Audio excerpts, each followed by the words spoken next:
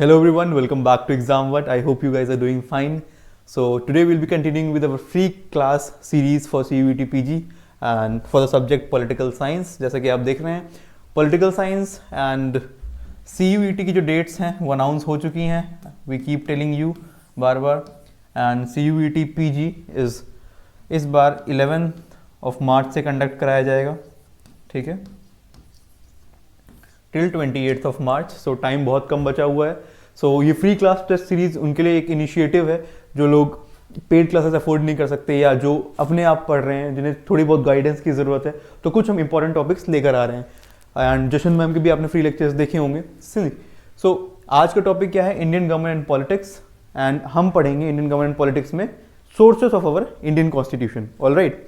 So sources of Indian constitution का मतलब क्या है? सी, जब हमारा कॉन्स्टिट्यूशन बनाया गया था तो ours constitution was not the first constitution. First thing, हमसे पहले भी बहुत सारे कॉन्स्टिट्यूशन बनाए जा चुके हैं. There were many constitutions made before our constitution. So instead of thinking everything from scratch, many things were opted out from the other constitutions. कहने का मतलब ये है कि हमारे कॉन्स्टिट्यूशन में डायरेक्टली हर चीज़ एकदम न्यू नहीं है, फ्रेश नहीं है. हमने कुछ अच्छी चीज़ें जो इंडिया के कंटेक्स्ट में अप्लाई हो सकती थी बाहरी देशों के कॉन्स्टिट्यूशन से भी लिया गया है, बाहरी देश के संविधान से भी उन चीज़ों को लिया है. ठीक है, वो हम आज पढ़ेंगे कि किस देश से हमने क्या लिया है.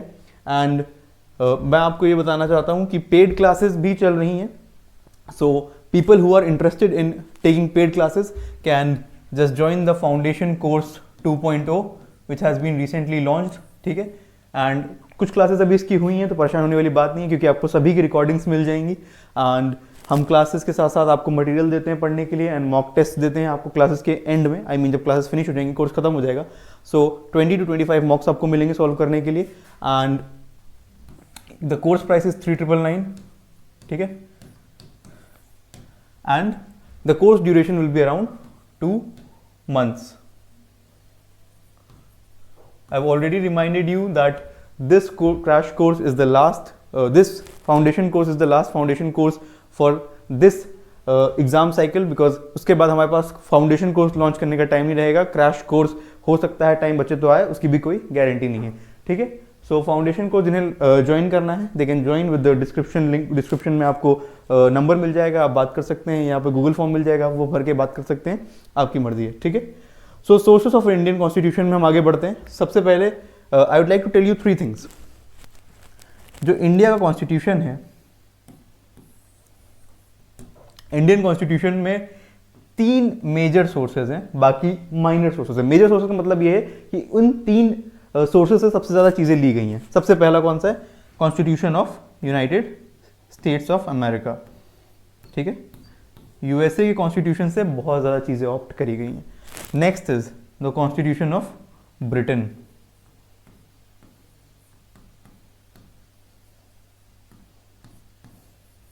And the third major source is Government of India Act 1935. ठीक है, this is 5 government of India act 1935. ये 3 मेजर सोर्सेज हैं जहां से मैक्सिमम चीजें ली गई हैं इंडियन कॉन्स्टिट्यूशन में. एंड आज हम इनके सबके बारे में पढ़ेंगे. जो माइनर वाले हैं उनके बारे में भी हम पढ़ने वाले हैं. See, sources of Indian constitution is actually an important topic, इसीलिए मैं कवर कर रहा हूँ. थोड़ा सा बड़ा है but will try to finish it off. ठीक है, so first is United States of America. ठीक है, यूनाइटेड स्टेट्स ऑफ अमेरिका. ठीक है, यूएसए के कॉन्स्टिट्यूशन से क्या चीज़ें ली गई हैं? सबसे पहली बात, प्रीएम्बल लिया गया है. So what exactly is preamble? Preamble होता क्या है? सी, अगर हमारे पास टाइम बचेगा तो हम प्रीएम्बल पे भी एक क्लास लेते हैं फ्री क्लास सीरीज में ही, क्योंकि preamble is also important. But अभी के लिए आप इतना समझ लीजिए कि preamble is nothing but a introductory document to our constitution. What is preamble? Preamble is a introductory document to our constitution. ठीक है, it's a introductory document to our constitution, जिसमें उन चीज़ों के बारे में लिखा हुआ है that what values do our constitution has. जैसे कि secular, India is secular country, democratic country, Republic country, ये सारी चीज़ें प्रीएम्बल में लिखी हुई हैं. आप सभी के पास टाइम है, हमारे पास टाइम कंस्ट्रेंट रहता है. गूगल करिएगा व्हाट इज प्रियम्बल, प्रियम्बल को रीड करिएगा। बहुत सारे आर्टिकल्स होते हैं जो प्रियम्बल को एक्सप्लेन करते हैं, वहां से भी पढ़ सकते हैं। सी आपके ही काम आएगा, प्लीज रीड प्रियम्बल, CUET में आपकी हेल्प करेगा, ठीक है। उसमें कुछ डिटेल्स हैं, कब प्रियम्बल बना, क्या बना। हमारे पास टाइम होगा तो हम जरूर लेके आएंगे, लेकिन सिंस टाइम का एक लिमिट है हमारे पास, इसलिए we are trying to do सबसे ज़्यादा इंपॉर्टेंट चीज़ें जो हैं, ठीक है। So preamble. Next is fundamental rights. The concept of fundamental rights, आपको तो पता है कि 6 ऐसे फंडामेंटल राइट्स हैं which are guaranteed to the citizens of our country, ठीक है। फंडामेंटल राइट्स जो हैं, फंडामेंटल राइट्स के बारे में मैं आपको एक चीज़ और बताना चाहता हूँ, that fundamental rights originally were 7 fundamental rights हुआ करते थे जब हमारा कॉन्स्टिट्यूशन बना था। देन इवेंचुअली 6 रह गए and right to property was removed. Right to property भी एक फंडामेंटल राइट था। कौन से बाकी 6 आप पढ़ लीजिएगा, आप सभी को पता भी होंगे, तो हमारे 6th-7th क्लास की NCERT में लिखा होता है, नहीं ध्यान दिया तो एक बार देख लीजिएगा। Right to property was the 7th fundamental right. It has been removed and it has been made a legal right. Article 300A, ठीक है। So right to property has been removed. So ये कुछ एक्स्ट्रा इन्फॉर्मेशन मैंने आपको दे दी। एक चीज आपका homework है, ये देख के आइएगा कि right to property was removed by which constitutional amendment act. मैं शॉर्ट में CAA लिख दे रहा हूं। CAA means constitutional amendment act. So you just have to find out right to property was removed by which constitutional amendment act. Alright, not exactly removed from the list of fundamental rights. All right, okay. Third is independence of the judiciary. आपको पता है कि government के 3 organs होते हैं, legislature which is known to make laws, executive which is known to implement laws and many other tasks, judiciary मतलब जजेस वाला काम, जजेस supreme court and high court इसमें आता है, ठीक है। सो independence of the judiciary will stay independent, it will not come from the executive or neither the legislature, and separation of powers among the 3 branches of the government। 3 branches कौन सी हैं? Legislature, executive और judiciary. तो इन तीनों की powers में separation होना चाहिए। That was one thing given by the taken from the United States of America constitution, ठीक है। सेपरेशन ऑफ पावर से क्या होता है, जब पावर सेपरेट रहती हैं तो डेमोक्रेसी की फंक्शनिंग बहुत अच्छी होती है, ठीक। Next, so judicial review, the power of judicial review. Judicial review का क्या मतलब है? जुडिशियल रिव्यू का मतलब ये है कि अगर कोई भी काम लेजिस्लेचर एग्जीक्यूटिव करते हैं तो judiciary can just review it whether it is valid according to the constitution और नॉट। हमारे संविधान के अकॉर्डिंग वो चीज़ सही है कि नहीं है, जो हमारे संविधान के प्रिंसिपल्स है, हमारे कॉन्स्टिट्यूशन के प्रिंसिपल्स है, उसके अकॉर्डिंग्स में वो चीज़ ठीक है कि नहीं है, वो जुडिशियल रिव्यू से कहलाते हैं। एंड जुडिशियल रिव्यू की एक अपनी कहानी है कि इंडिया के अंदर उसका इवोल्यूशन कैसे हुआ है। होपफुली अब मैं आपको हिंट दे रहा हूँ क्या क्या चीज़ें इंपॉर्टेंट है, तो आप जुडिशियल रिव्यू के ओरिजिनेशन और उसके पीछे की हिस्ट्री के बारे में थोड़ा सा पढ़ लीजिएगा, ज़्यादा नहीं पढ़ने की जरूरत है। Dates and important events, judicial review कैसे इवॉल्व किया गया है, जुडिशियल एक्टिविज्म कैसे इवॉल्व हुआ है, ताकि जो लोग खुद से पढ़ रहे हैं मैं उनको हिंट दे रहा हूँ कि आपको कैसे पढ़ना है, क्या क्या पढ़ना है, ठीक है। President as the supreme commander of the armed forces, आपको ये पता है कि जो इंडियन प्रेसिडेंट है he is the supreme commander of the armed forces. हालांकि Indian president is very different from the president of the United States of America. India में जो प्रेसिडेंट है he is the nominal head, ठीक है, he is not the executive head. whereas United States of America के जो president होते हैं he is the executive, proper executive, he is not the only the nominal head, ठीक है। So there is a difference between the president of United States of America, because prime minister नहीं है United States of America में, president ही है। कभी सुना है क्या अमेरिका के प्राइम मिनिस्टर के बारे में? नहीं सुना होगा, प्रेसिडेंट के बारे में सुना है क्योंकि prime minister is not there. So president as supreme commander of armed forces, जो तीनों विंग्स होती हैं आर्म्ड फोर्सेज की, उनके सुप्रीम कमांडर हैं president. This thing is taken from the constitution of the United States of America. So ऐसा नहीं है सिर्फ ये सब चीज़ें ली गई हैं जो इंपॉर्टेंट वाली हैं, मैं आपको बता रहा हूँ एग्जाम पॉइंट ऑफ व्यू से, प्लीज़ इन्हें याद रखिएगा और कई बार इसे एग्जाम में पूछा जाता है, ठीक है। आगे बढ़ते हैं।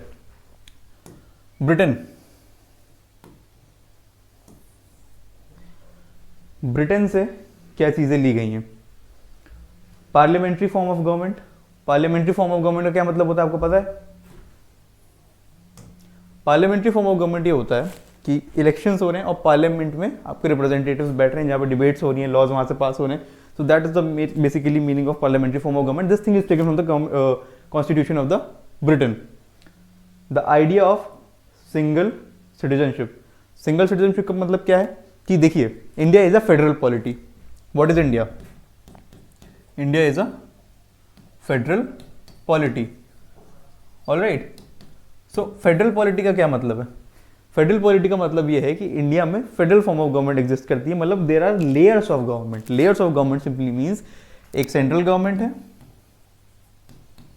at the central level for overall India, all right, then there is, or I'll say then there are various state governments, ठीक है। तो लेयर्स ऑफ गवर्नमेंट आपको दिख रही है, थर्ड टीयर पे भी जाएंगे तो आपको गवर्नमेंट्स दिखेंगी, but majorly central government, state government. तो दो लेयर आपको दिख गई, तो this is called federal form of government. जहां पे लेयर्स नहीं होती हैं उसे क्या कहते हैं? Unitary form of government, unitary government, ठीक है। तो फेडरल पॉलिटी, यूनिटरी गवर्नमेंट, दो चीजें हो गई। यूनिटरी गवर्नमेंट का एग्जांपल ग्रेट ब्रिटेन है, ठीक है। Federal polity India, Canada, USA सब आती हैं। तो कई बार क्या होता है, हमारी देखिए एक सिंगल सिटीजनशिप है, ऐसा कोई सिटीजनशिप नहीं कि आपकी यूपी की अलग सिटीजनशिप है, इंडिया की है, डुअल नहीं है, ठीक है। यूनाइटेड स्टेट्स ऑफ अमेरिका में डुअल सिटीजनशिप चलती है, स्टेट्स की अलग, ओवरऑल कंट्री की अलग। हमारे वहाँ क्या है, सिर्फ सिंगल सिटीजनशिप है। आप तमिलनाडु से हैं, आप कर्नाटका से हैं, आप यूपी से हैं, आप बिहार से हैं, आप जम्मू कश्मीर से हैं, मैटर नहीं करता, यू आर एन इंडियन, ठीक है। एक सिटीजनशिप का कॉन्सेप्ट है। So this thing is very important, ठीक है। एंड देखिए हाँ, एक चीज़ मैं आपको बताना चाहूँगा, सारी ही चीज़ें यूनाइटेड स्टेट्स ऑफ अमेरिका जो मैंने बताया था वो सारी इंपॉर्टेंट है। ब्रिटेन में the idea of single citizenship is very important. The idea of the rule of law. अब रूल ऑफ लॉ का मतलब क्या होता है? Rule of law just simply translates to कानून का राज। Rule of law simply means कानून का राज है, nobody is above the law, law is supreme, law जो है सुप्रीम है, ठीक है। Law is supreme, no one is above the law.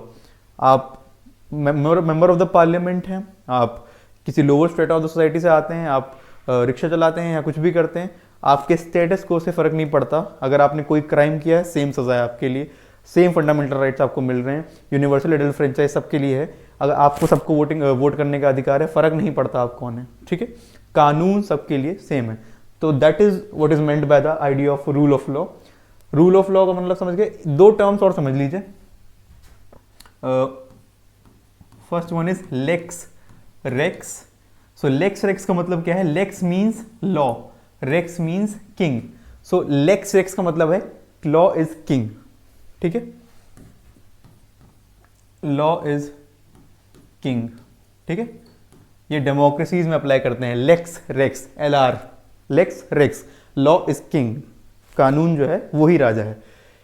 Monarchies में, यहाँ जहाँ डिक्टेटरशिप होती है, जैसे नॉर्थ कोरिया हो गया या कोई भी डिक्टेटोरियल कंट्री है, पुराने जमाने की कोई कंट्री है, पुराने टाइम की कोई कंट्री है जहाँ पे अथॉरिटेरियन रूल चल रहा है, तो वहाँ पे क्या कह सकते हैं?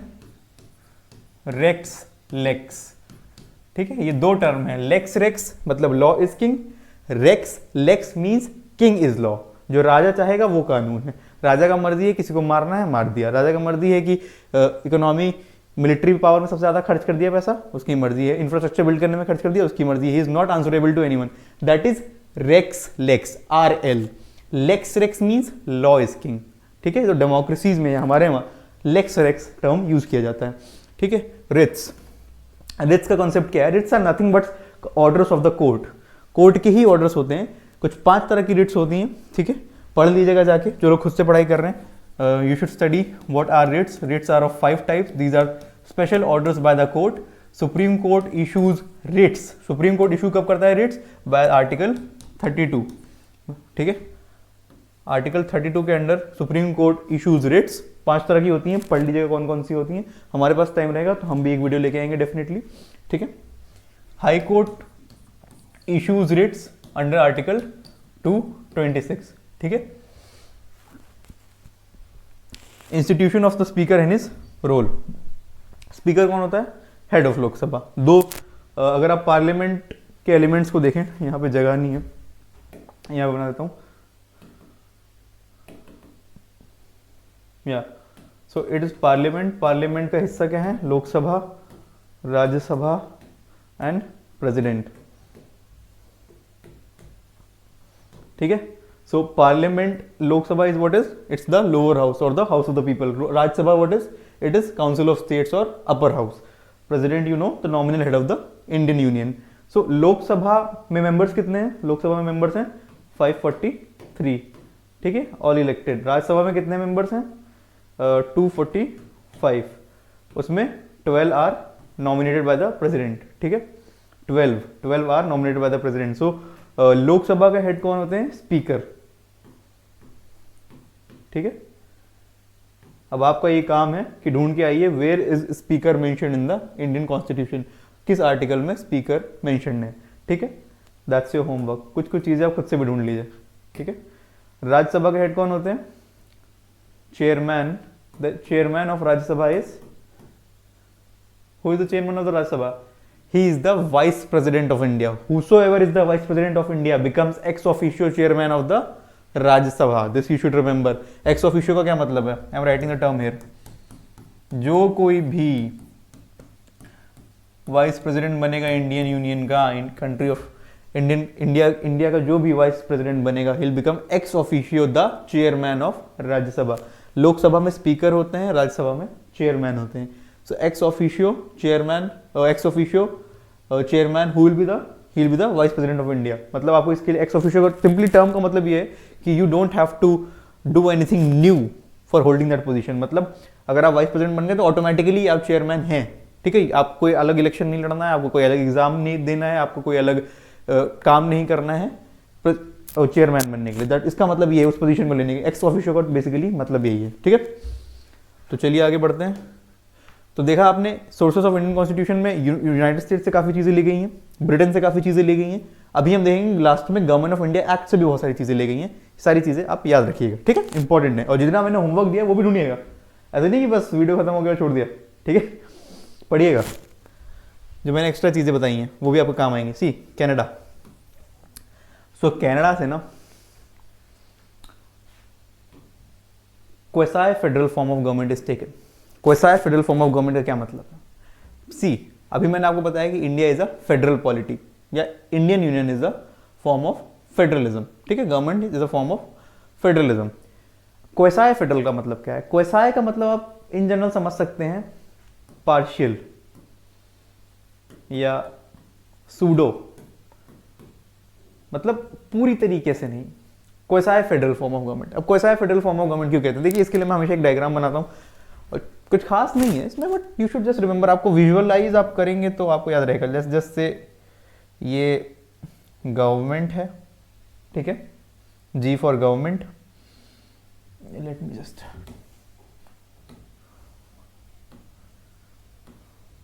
या सो दिस इज गवर्नमेंट, ठीक है, जी फॉर गवर्नमेंट।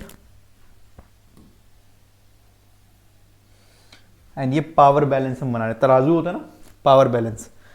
सो यहां पे मैं लिख देता हूं पावर बैलेंस।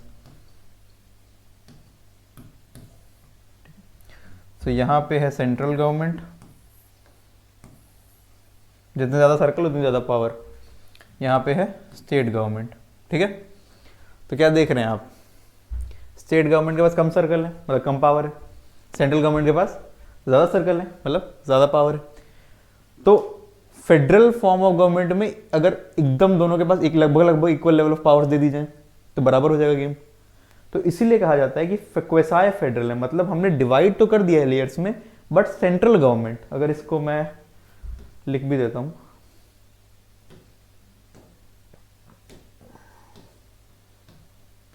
सेंट्रल गवर्नमेंट और ये है स्टेट गवर्नमेंट। तो quasi federal form of government, quasi federal form of government इसलिए कहा जाता है क्योंकि हमने डिवाइड तो कर दिया है लेयर्स में, बट सेंट्रल गवर्नमेंट के पास फिर भी ज्यादा पावर्स हैं, ठीक है। तो स्टेट गवर्नमेंट में कम पावर्स हैं। तो ये डायग्राम अगर आप याद रखेंगे तो आपको थोड़ा दिमाग में रहेगा कि what is meant by quasi federal form of government, ठीक है। इसके बहुत सारे एग्जाम्पल्स भी हैं। जब आप आप जब शेड्यूल 7 पढ़ेंगे, there are actually 12 schedules in our Indian constitution. अगर आप फ्री प्लेलिस्ट देख रहे हैं तो शायद आपने देखा हो। तो अगर शेड्यूल 7 की बात करते हैं तो शेड्यूल 7 में लिस्ट मेंशन है। There are 3 list mention. कौन कौन सी? Union list, then there is state list, then the third one is concurrent list. एक लिस्ट और होती है, दैट इज रेजिडुअरी लिस्ट, वो इसमें मेंशन नहीं है, बट ये 3 लिस्ट मेंशन है, यूनियन, स्टेट और कॉन्करेंट लिस्ट। होता क्या है, जो सब्जेक्ट्स सेंट्रल गवर्नमेंट डील करती है they are under union list, जो स्टेट गवर्नमेंट डील करती है they are under state list, and जो कोई दोनों गवर्नमेंट्स डील करती हैं, these are under concurrent list. अब होता क्या है कि अब एग्जांपल देखेंगे कि if in case concurrent list के किसी भी सब्जेक्ट में कॉन्फ्लिक्ट आता है, दो गवर्नमेंट आपस में ऐसे लॉज पास करती हैं या ऐसे डिसीजंस लेती हैं जिनमें डेडलॉक हो जाता है, एक दूसरे के अगेंस्ट चले जाते हैं। So what exactly happens is, जो लॉ सेंट्रल गवर्नमेंट बनाएगी या यूनियन गवर्नमेंट बनाएगी that will be declared I mean legal, मतलब उसे पास किया जाएगा। ठीक है, सो दिस इज, आप ये एग्जांपल देख रहे हैं, यहाँ पे सेंट्रल गवर्नमेंट ज़्यादा डोमिनेंट हो गई। ऐसे ही आप देखेंगे institution of the governor, governor के बारे में जब आप पढ़ेंगे तो you will see many a times governor is I mean it is seen as the agent of the central government who is trying to control the state government. अगर दोनों central और स्टेट गवर्नमेंट पे same party से governments हैं तो इतना ज़्यादा problem नहीं होती, लेकिन अगर डिफरेंट पार्टी से गवर्नमेंट, जैसे सेंट्रल गवर्नमेंट कोई और पार्टी की है एंड स्टेट गवर्नमेंट किसी और पार्टी की है, ठीक है, तो sometimes the role of governor is seen as interfering, ठीक है, कि he is acting as an agent of the central government. ठीक है, सो प्लीज रिमेंबर दिस कि India is also called a quasi federal form of government and this thing is taken from the Canadian constitution. ठीक है, आगे बढ़ते हैं। Ireland या Irish constitution, what is meant by what is taken from the Ireland's constitution, क्या लिया गया है, directive principles of state policy, these are very important and these come under part 4 of the Indian constitution। ठीक है, C simply means part 4 of Indian constitution। and जिन लोगों को structure नहीं पता है कॉन्स्टिट्यूशन का, मैं आपको बेसिकली, आप कॉन्स्टिट्यूशन PDF डाउनलोड कर लीजिए, इजीली मिल जाएगी इंटरनेट पे। एंड स्ट्रक्चर क्या होता है कॉन्स्टिट्यूशन का, सी सबसे पहले कॉन्स्टिट्यूशन है, it is divided into chapters, chapters में डिवाइडेड है constitution, sorry just a second, no, first there is constitution, constitution is divided into parts. ठीक है, parts are divided into chapters, chapters have articles, articles sometimes have clauses and sometimes they also have sub clauses, clauses sometimes also have sub clauses। so मतलब क्या है, constitution है, constitution parts में divided है, कितने parts में divided है, 25 parts में। Initially it was divided into 22 parts but with time amendments के साथ it is now divided into 25 parts. Parts के अंदर चैप्टर्स होते हैं, चैप्टर्स के अंदर आर्टिकल्स होते हैं, आर्टिकल्स के अंदर कभी कभार क्लॉजेस होते हैं, क्लॉजेस के अंदर कभी कभार सब क्लॉजेस भी होते हैं।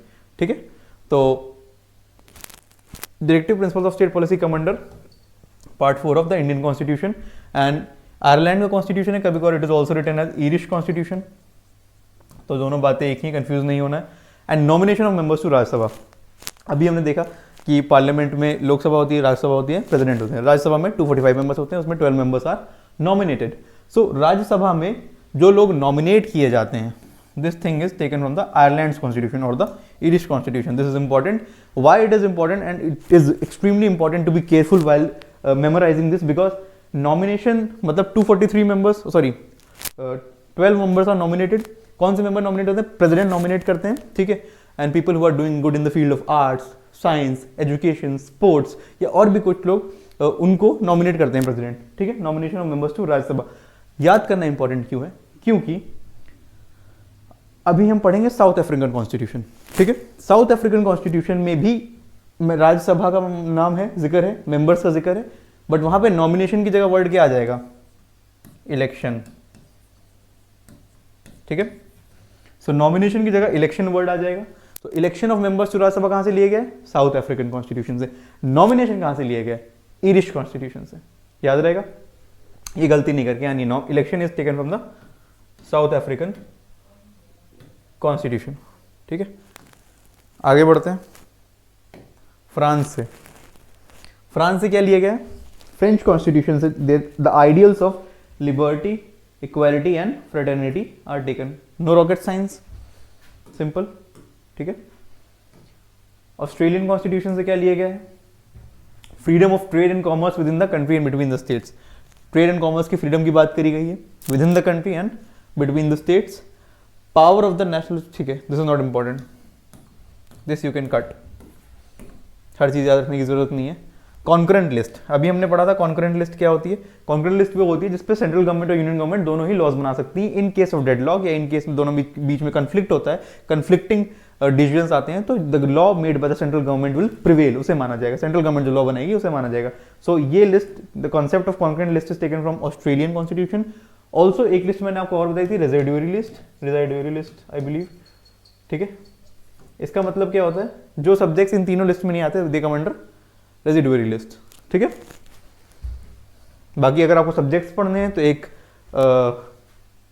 आप गूगल सर्च कर सकते हैं कि what are the important subjects that come under union list, central union list, state list and concurrent list, आपको लिस्ट आराम से मिल जाएगी, ठीक है। तो ये उन लोगों के लिए जो खुद से पढ़ाई कर रहे हैं। यूएसएसआर, या मैं यहाँ पे कहना चाहूँगा अर्स्टवाइल यूएसएसआर। अर्स्टवाइल यूएसएसआर का मतलब क्या है कि union of Soviet socialist Republic was dismantled in the year 1990। Soviet union जो है 1990 में बिखर के टूट गया था 15 नेशंस में, जिसमें रशिया सबसे बड़ा, in which Russia was the biggest nation, ठीक है। सो यूएसएसआर हुआ करता था, अभी नहीं है, बट यूएसएसआर से फंडामेंटल ड्यूटीज का कंसेप्ट लिया गया है अंडर आर्टिकल 51A। 51A में फंडामेंटल ड्यूटीज डाली गई हैं। टोटल 11 ड्यूटीज हैं, इनिशियली 10 थी, बाद में एक ऐड कर दी गई है 86th अमेंडमेंट एक्ट से, ठीक है। Now it's your job to find out which one is added, ठीक है।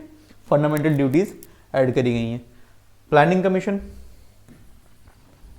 प्लानिंग कमीशन का कंसेप्ट भी कहाँ से लिया गया है, यूएसएसआर से। सेंट्रली प्लान्ड इकोनॉमी, जब इनिशियली हमारी कंट्री बनी थी तो एक प्लानिंग कमीशन बनाया गया था ताकि इकोनॉमिक प्लानिंग करी जाए, मतलब इकोनॉमी को कैसे चलाना है उसके लिए प्लान्स बनाए जा सकें। आपने हो सकता है उसके बारे में पढ़ा भी हो।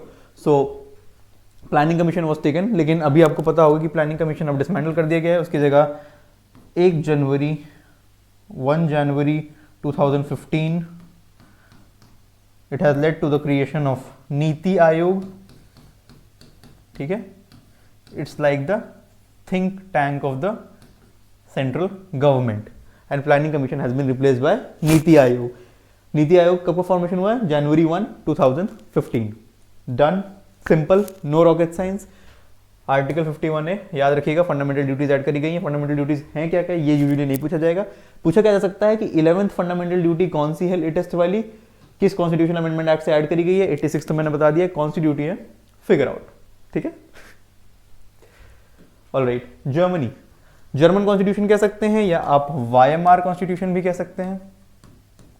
WEIMAR, Weimar constitution. वायमार क्यों कह रहा हूं मैं, बिकॉज आफ्टर वर्ल्ड वॉर 1 विश्व युद्ध, प्रथम विश्व युद्ध जो हुआ था 1914 से 18 के बाद में, उसके बाद एक डेमोक्रेटिक गवर्नमेंट आई थी जर्मनी में which was called as Weimar government. उनके कॉन्स्टिट्यूशन से एक चीज ली गई है, suspension of fundamental rights during emergency. Emergency के टाइम पे फंडामेंटल राइट्स को सस्पेंड किया जाता है, वो चीज़ ली गई है वायमार कॉन्स्टिट्यूशन से। आर्टिकल एंड नेशनल इमरजेंसी के दौरान भी आर्टिकल 20 और 21 को सस्पेंड नहीं कर सकते हैं, ठीक है। This you should remember. Also emergency भी 3 तरह की होती हैं, नेशनल इमरजेंसी, स्टेट इमरजेंसी और फाइनेंशियल इमरजेंसी। अनफॉर्चुनेटली आज तक फाइनेंशियल इमरजेंसी बहुत कम, मतलब फाइनेंशियल इमरजेंसी एक बार भी नहीं लगाई गई है। मतलब 3 तरह की इमरजेंसीज होती हैं। डिटेल में वीडियो बहुत लंबा हो जाएगा, बट शॉर्ट में बता देता हूँ।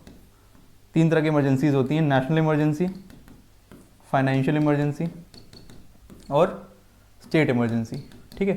नेशनल इमरजेंसी लगाई जा चुकी है, स्टेट इमरजेंसी तो बहुत बार लगाई जा चुकी है, एक्सप्लॉइट भी किया गया है। फाइनेंशियल इमरजेंसी आज तक नहीं लगाई गई है। Financial emergency comes under article 360, ठीक है। 360 ये आज तक नहीं लगाई गई है फॉर्चुनेटली, ऑलराइट। बाकी will not go get much deeper into the concept of emergencies, ठीक है, otherwise the video will become too long. Now moving on to the sources of constitution, the country's name is South Africa. South African constitution से क्या लिया गया है, procedure for amendment. हमारे constitution का amend किया जा सकता है, आपको पता ही है, बार बार उसमें करेक्शन से कुछ चीज़ें ऐड करनी है, निकालनी है, वो करते रहते हैं हम। Election of Rajya Sabha members, Rajya Sabha members अभी हमने पढ़ा था इंग्लिश कॉन्स्टिट्यूशन में क्या था, नॉमिनेशन ऑफ राज्यसभा मेंबर, इसीलिए मैं बोल रहा था, याद रखिएगा। इलेक्शन ऑफ राज्यसभा मेंबर्स कहाँ से लिया गया है, साउथ अफ्रीका। राज्यसभा मेंबर्स के इलेक्शंस कैसे होते हैं, इनडायरेक्ट इलेक्शंस होते हैं, डायरेक्ट इलेक्शंस नहीं होते हैं, डायरेक्टली पब्लिक वोट नहीं करती है उसमें, ठीक है। राज्यसभा मेंबर्स के इलेक्शंस होते हैं indirect form of elections. Rajya Sabha से एक चीज़ और मुझे याद आई, राज्यसभा जो हाउस है it is also known as permanent house. Permanent house क्यों कहते हैं राज्यसभा को, बिकॉज लोकसभा जो है it is dissolved every 5 years, Lok Sabha is dissolved after every 5 years, but Rajya Sabha is the permanent house, it is never dissolve. Rajya Sabha कभी भंग नहीं होती है, लोकसभा हर 5 साल बाद भंग हो जाती है जब इलेक्शंस कराए जाते हैं। Rajya Sabha is permanent house.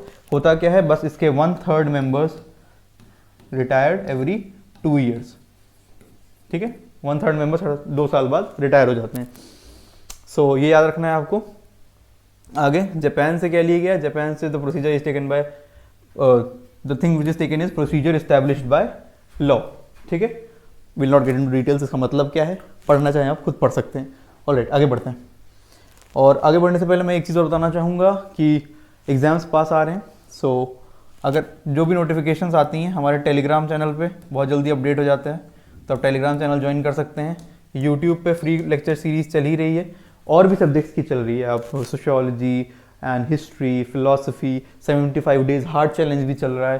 तो इन सब चीज़ों का आप बेनिफिट ले सकते हैं, आप यूट्यूब चैनल को ज्वाइन कर सकते हैं हमारे, ठीक है।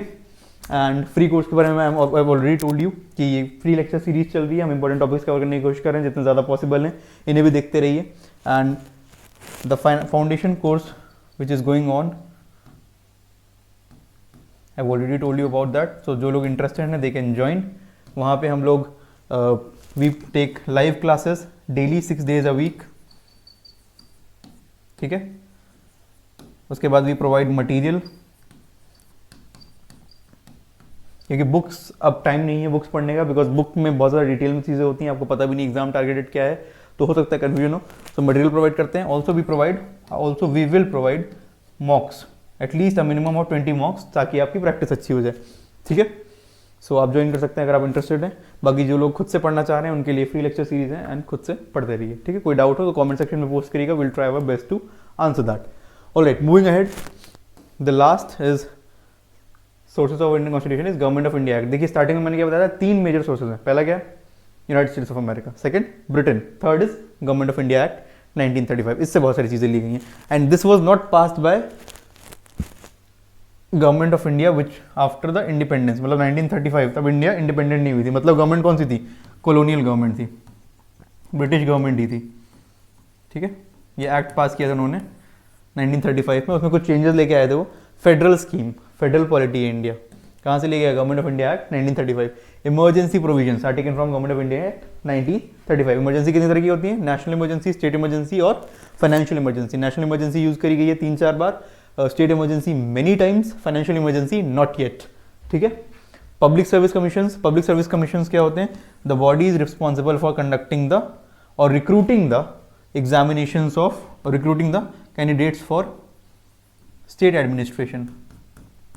स्टेट एडमिनिस्ट्रेशन के लिए जो लोग रिक्रूट किए जाते हैं वो पब्लिक सर्विस कमीशंस। वो कॉन्सेप्ट कहाँ से लिया गया है, गवर्नमेंट ऑफ इंडिया एक्ट। बाकी सेंट्रल गवर्नमेंट के लिए आप यूपीएससी भी ले सकते हैं, मतलब यूपीएससी सेंट्रल एडमिनिस्ट्रेशन के लिए जो लोग रिक्रूट होते हैं वो यूपीएससी के थ्रू होते हैं। स्टेट गवर्नमेंट के थ्रू, स्टेट गवर्नमेंट में पब्लिक सर्विस कमीशंस आते हैं, ठीक है। सॉरी, स्टेट गवर्नमेंट में स्टेट गवर्नमेंट के लिए जो लोग रिक्रूट किए जाते हैं they come from state public service commissions. Alright, I am sorry. Now office of the governor, this thing is taken from the government of India act 1935। Elections of for the governor is taken from somewhere else, वो आई am not telling you अभी। Office of the governor is taken from government of India act 1935। And judiciary का concept, this thing is also taken from government of India act 1935। So this is all for sources of Indian constitution, ठीक है। बाकी अच्छे से पढ़ते रहिए, and exams बहुत पास आ गए हैं। Please keep studying well and keep your health good, अच्छे से पढ़िए एंड इन लेक्चर्स को यूज़ करिए। अगर आप खुद से भी पढ़ रहे हैं तो प्लीज़ सेलेक्टिव पढ़िए। जो लोग खुद से पढ़ रहे हैं उनको ये एडवाइस दूंगा कि मॉक्स जितने ज़्यादा पॉसिबल हों, PYQs जितने ज़्यादा पॉसिबल हों आप लगाइए। हो सकता है आपकी थ्योरी स्ट्रॉन्ग ना हो सकता है आपके पास पॉलिटिकल साइंस का बैकग्राउंड ना हो, IR का बैकग्राउंड ना हो, but the best thing you can do is do as many mocks as possible, ठीक है। Do as many PYQs as possible. Mocks तो आप हो सकता है आपके दोस्त कुछ मॉक्स ले रहे हो सकता है आप मॉक्स कहीं और से लें, हम हो सकता है हमसे आपने मॉक्स ली हूँ, आपको आपके किसी और प्लेटफॉर्म से आप किसी दोस्त ने ली हो, आपस में इंटरचेंज कर लीजिए, जो भी आपको ठीक लगता है। पर जितने ज़्यादा मॉक्स पॉसिबल हो, जितने ज़्यादा PYQs पॉसिबल हो लगाइए। जब ये सारे हो जाएं मास्टर्स लेवल के, तब आप नेट के मॉक्स पे, नेट के PYQs पे मूव ऑन कर सकते हैं, ठीक है। UGC नेट का एग्जाम होता है, बट इन पे तभी जाना है जब आपने मास्टर्स वाले जो PYQs हैं, मतलब DUET, CUET, JNU के जो एग्जामिनेशन होते थे ऑब्जेक्टिव टाइप वाले, AMU, BHU, HCU and for that matter जिस भी यूनिवर्सिटी की आप मिले, पौंडीचेरी यूनिवर्सिटी, सबके मॉक्स लगाइए, आपको बहुत एज मिलेगा, आपको बहुत एडवांटेज मिलेगा। अभी भी आपके पास बहुत टाइम है, आप अच्छे से अगर प्रिपरेशन करेंगे, targeted, focused and with good practice of mocks, you will be able to crack it. Alright, so all the very best for your examinations. We'll come soon with another video of the free class series. Till then, all the very best. Thank you.